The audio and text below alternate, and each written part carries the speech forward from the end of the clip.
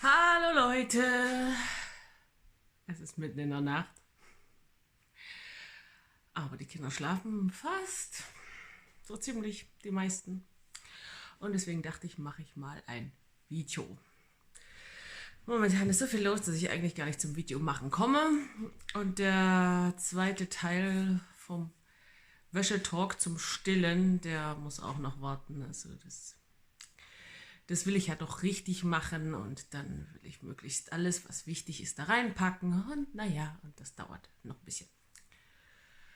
Ja, aber da ja jetzt Weihnachten ist, habe ich gedacht, ich mache mal was zu Weihnachten.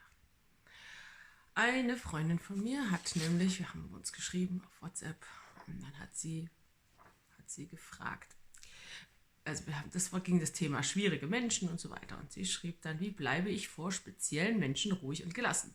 Wie bleibe ich in meiner Mitte, wenn Familienmitglieder oder Bekannte meinen Lebensstil verurteilen und beschimpfen?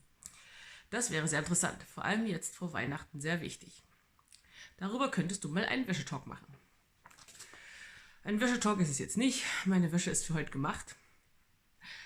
Aber ich dachte, der Weihnachtsbaum ist ein schöner Hintergrund. Und wahrscheinlich trefft ihr euch mit Familie oder Freunden in den nächsten Tagen vom Weihnachtsbaum, soweit ihr es euch erlaubt und der Staat euch nicht dazwischenfunkt. Ja. Aber das Thema Corona, dem will ich überhaupt keine Aufmerksamkeit widmen, sondern ihr erlaubt euch einfach, was ihr braucht. Aber zu dem Thema schwierige Mitmenschen. Und am schwierigsten sind ja gerne die eigenen Familienmitglieder. Und Weihnachten ist da ganz besonders speziell. Also man freut sich ja schon lange vorher auf Weihnachten und dass man dann mal wieder zusammenkommt als Familie. Vielleicht mit der Oma, dem Opa, der Schwiegermutter oder der Mutter, den Eltern. Also Leute, die man sonst nicht so viel sieht, sieht man dann mal für ein paar Tage. Oder für einen Tag, je nachdem, wie man es arrangiert, wie weit man weg wohnt. Auf jeden Fall kommt man zusammen. Und es ist so eine Zeit, die mit sehr viel Erwartung geladen ist. Die Kinder freuen sich natürlich auf die Geschenke, aber die Erwachsenen, die bringen auch so ihrs mit. Und ich kann mich an gewisse Weihnachtsfeierlichkeiten erinnern mit meiner Familie. Und das läuft immer gleich ab. So. Zuerst treffen sich alle und freuen sich, dass sie sich sehen. Dann macht man so bestimmte Sachen zusammen und es kommen so gewisse Unmutsbekundungen von der einen und von der anderen Seite aus irgendwelchen Nichtigkeiten. Was weiß ich, die Mutter findet, die anderen helfen zu wenig in der Küche und dann wenn es dann zum Heiligabend und zu den Geschenken geht, dann ist natürlich auch ein schönes Zusammensein und dann wird es auch später, dann wird ein bisschen Alkohol getrunken und so und dann packt so jeder seins aus. Und dann packt der eine so seine Sentimentalitäten aus oder seine Vorbehalte, die er immer noch hat gegenüber seinen Eltern, obwohl er längst erwachsen ist und irgendwer fängt an, sich zu streiten und dann gibt es eine Runde Stunk und plötzlich finden es einige richtig doof, dass man hier Weihnachten zusammen feiert und wie kommt man da auf die blöde Idee, in der Familie jetzt schon wieder Weihnachten zu feiern, das war doch so eine Scheißidee. Jedes Mal das Gleiche, man zofft sich dann wieder und gräbt die alten Sachen aus und alle finden sich doof im schlimmsten Fall und naja, dann freut man sich, wenn man dann auch wieder voneinander gehen kann. Ja, also so habe ich das schon erlebt, so im Groben. Also es ist natürlich auch immer schön, ne? Es ist nicht alles nur schlecht und nur so, aber so, das passiert halt dabei. Und vor allem, wenn halt so sehr unterschiedliche Ansichten, Weltanschauungen aufeinandertreffen, dann bleibt das nicht aus. Und gerade wenn man Kinder hat, dann gibt es ja so viele Themen, wo man aneinander geraten kann und wo man so unterschiedliche Meinungen sein kann. Da ist meistens so die konventionelle Mutti gegenüber die, wie soll man das sagen, die bewusste Mutti, die Ökomutti, die halt das besser machen will für ihr Kind. Und ist so aber ja, ich weiß gar nicht, ob man das so platt und pauschal sagen kann, aber dann so die Hausgeburtsmutti versus die Krankenhausgeburtsmutti und dann die stillen Mutti versus die Flaschenmutti und jeder beäugt so den anderen und denkt so, eingebildet mit ihrem Stillen da und die Stillen, wo die denkt, die mit ihrer Flasche, die hat überhaupt keinen Kontakt zum Kind und wenn sie sich richtig angestrengt hätte, dann könnte sie doch stillen und überhaupt. Und ach, ja. Oder das Homeschooling versus Schule. Gibt natürlich nicht in Deutschland so viele Homeschooler, aber so von der Tendenz her bei uns ist es halt mehr so ein Thema. Oder auch die finden, dass der ganze Corona-Spaß nur inszeniert ist, um Panik zu schüren, versus die denken, ja, der Staat, der tut ja unser Bestes und der beschützt uns vor dem bösen Corona und deswegen ist es auch ganz toll, alles mit der Impfung und überhaupt und wir machen da alle brav mit. Und das spaltet natürlich extrem die Leute. Ja, wie geht man damit um? Ich habe festgestellt, dass wenn man es zulässt, das Leben einen sehr viel lehrt. Und gerade im Umgang mit Mitmenschen, die sehr andere Ansichten haben, kann man sehr viel lernen. Man kann sehr viel über sich selber lernen und man kann sehr viel darüber lernen, mit anderen umzugehen. Weil meistens, wenn sich Leute getriggert fühlen von mir, habe ich mitgekriegt, das geht gar nicht um mich. Also das hat nichts mit mir persönlich zu tun. Die haben gar nicht mit mir persönlich ein Problem, sondern die Themen, die ich aufwerfe bei denen, die sind unangenehm.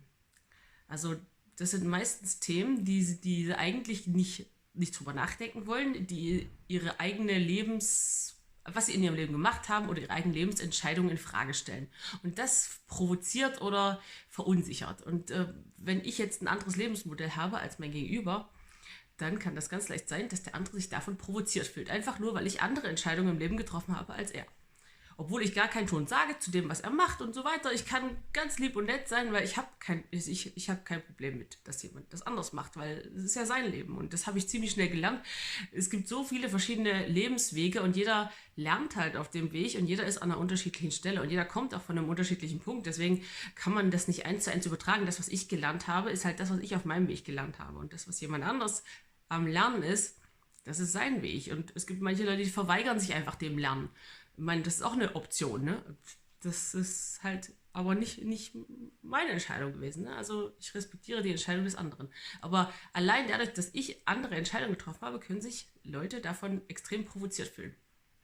Und dann sich auch mir gegenüber rechtfertigen, obwohl ich gar nichts gesagt habe. Also zum Beispiel, wenn wir Besuch haben, dass dann Familien, die ihre Kinder in die Schule schicken, sich dann vor mir rechtfertigen, warum sie ihr Kind in die Schule schicken. Also wissen sie doch nicht. Oder welche, die ihr Kind im Krankenhaus gekriegt haben, sich dann rechtfertigen, warum sie ihr Kind im Krankenhaus gekriegt haben. Weil der andere Entscheidungen getroffen hat, sich verunsichert zu sein und zu denken, der andere findet mich jetzt doof, weil ich jetzt nicht genau das Gleiche mache wie der. Ganz speziell ist das natürlich bei der älteren Generation. Ne? Die ältere Generation, gerade was Kinderaufzucht und so angeht, die sind in einer anderen Zeit aufgewachsen und die hatten auch kein Internet, um sich irgendwie anders zu informieren. Die hatten halt ihre Bücher und was man so erzählt hat und so macht man das. Und das geben die auch gerne weiter, weil das ist ja normalerweise die Aufgabe der älteren Generation, das weiterzugeben, was man gelernt hat. Und so hat das ja über Generationen und über viele Jahrtausende funktioniert. Und heutzutage ist das irgendwie ein bisschen durcheinander gekommen. Und dann ist das oft nicht so einfach, weil die ältere Generation will ja trotzdem ihre Weisheiten weitergeben und ist damit manchmal auch recht penetrant und kann dann so die Grenzen nicht ganz ausloten, wo sie da einfach mal ruhig sein sollten. Und dann fühlt sich oft die jüngere Generation davon zum Teil extrem provoziert, wenn halt die Älteren so mit so Sprüchen kommen wie, ja, lass ihn doch mal schreien und ja, der braucht halt ein bisschen, was weiß ich, Schmelzflocken macht dem Schmelzflocken in die Flasche, dann schläft er auch durch die Nacht. Also so eine klassischen Sprüche, wo dann die Jungen wieder denken, ja, schöne Sprüche, sehr schön. Möchte ich bloß nicht ein. Ja, nee, ach nee. Also da gibt es richtig Konflikte, weil halt die ältere Generation ihre Ansichten hat und nicht wirklich so aufnahmefähig ist für was Neues. Also je älter man wird oft, desto mehr hat man so eine gefestigte Meinung. Ne? Und diese Meinungen können halt auch, nicht so ganz die besten sein und trotzdem sehr gefestigt. Und da muss man natürlich gucken, wie man einen Kompromiss findet oder auch dann eine Grenze setzt, also sagt, nee, also das will ich nicht und wenn du das weiter so jetzt hier machst, wie ich das aber nicht will, dann müssen wir Abstand voneinander halten. Weil, ja, Grenzen respektieren ist schon wichtig. Und auch wenn man eine andere Meinung hat, ist es trotzdem wichtig, die Grenzen und die Entscheidung des anderen zu respektieren. Und genau das ist ja doch das, was, wenn man einen Schritt zurücktreten kann innerlich, was man auch dem anderen gegenüber geben kann, dass man seine Grenzen und seine Entscheidungen einfach respektiert als das, was es ist. Als ich jünger war, habe ich die Leute noch ziemlich schnell verurteilt. Ich hatte nur ein Kind am Anfang und das funktionierte halt so und so. Und wenn jemand das anders irgendwie irgendwas anderes gemacht hat oder meinte, das geht aber nicht und so, dann habe ich ziemlich schnell so, der will es halt nicht, der versucht es halt nicht. Und also so, ich war halt extremer. Also auch so die Erkenntnisse, die ich hier gewonnen habe, als ich dann angefangen habe, Babys abzuhalten und so, da war ich so, nee, Wegwerfwindeln kommen nicht in die Tüte, Wegwerfwindeln sind doof und wer das macht, der strengt sich halt nicht an und ach naja, der lässt sein Kind in seiner Kacke sitzen und das ist ja richtig so. Also so diese Extreme, die sind immer gut geeignet, die Leute zu spalten.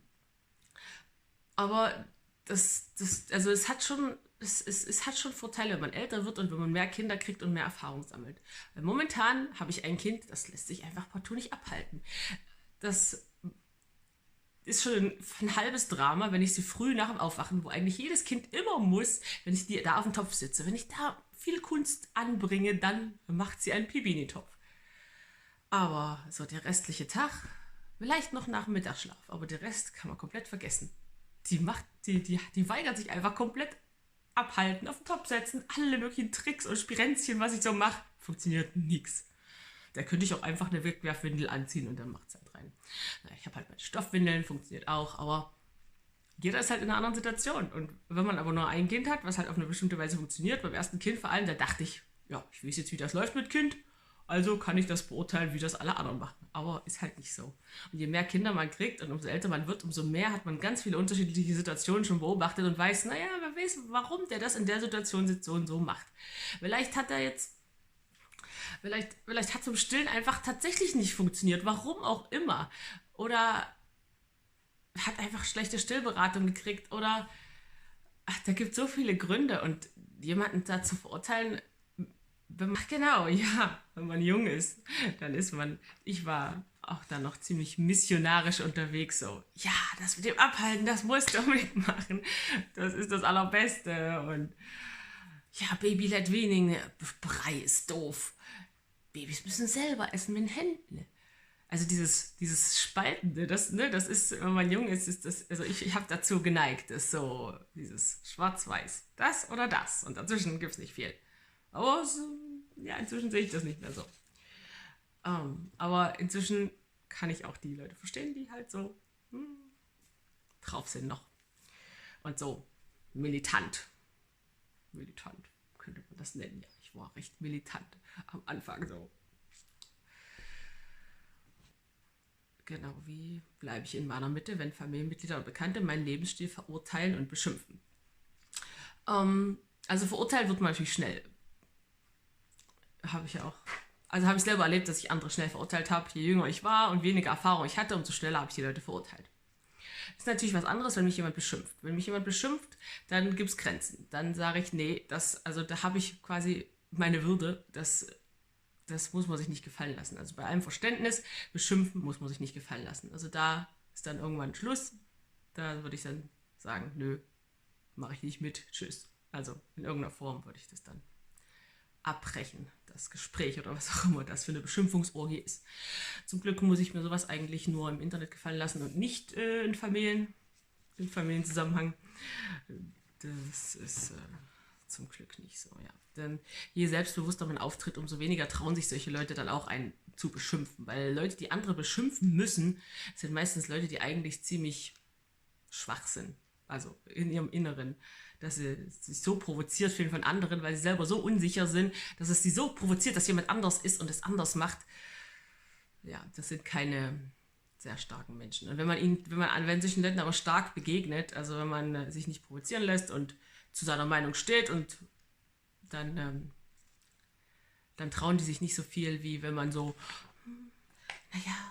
nichts sagt und sich lieber wegduckt und bloß nicht den anderen provozieren und dann hauen die eher drauf. Ja,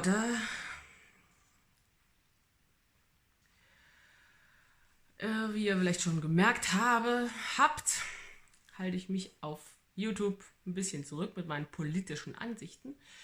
Einige Kanäle wurden komplett gelöscht, weil sie zu politisch waren.